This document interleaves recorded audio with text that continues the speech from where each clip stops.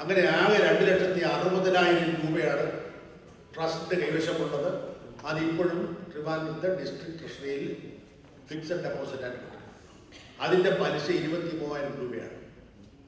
ആ പലിശയിൽ 2005 ഗവൺമെൻറ്റിൽ നിന്ന് 1,00,000 രൂപ ഉൾപ്പെടെയുള്ള തുക കൊണ്ടാണ് വയലാർ രാമവർമ്മ ട്രസ്റ്റ് ഈ സാഹിത്യ അവാർഡ് സമർപ്പണ ചടങ്ങ് നടത്തിവിട്ടത്.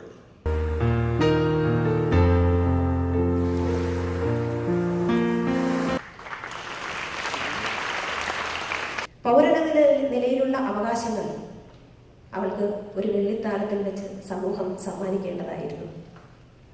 പക്ഷേ വൈയക്തികവും മതപരവും രാഷ്ട്രീയവുമായ അവകാശങ്ങൾ സ്ഥാപിച്ചു കിട്ടാൻ സമൂഹത്തോട് സ്ത്രീക്ക് ചരിത്രത്തിലുടനീളം യാചിക്കുകയോ യുദ്ധം ചെയ്യുകയോ സമൂഹത്തെ പ്രീണിപ്പിക്കുകയോ പ്രീതിപ്പെടുത്തുകയോ ചിലപ്പോഴൊക്കെ വഞ്ചിക്കുകയോ ചെയ്യേണ്ടി വന്നിട്ടുണ്ട്.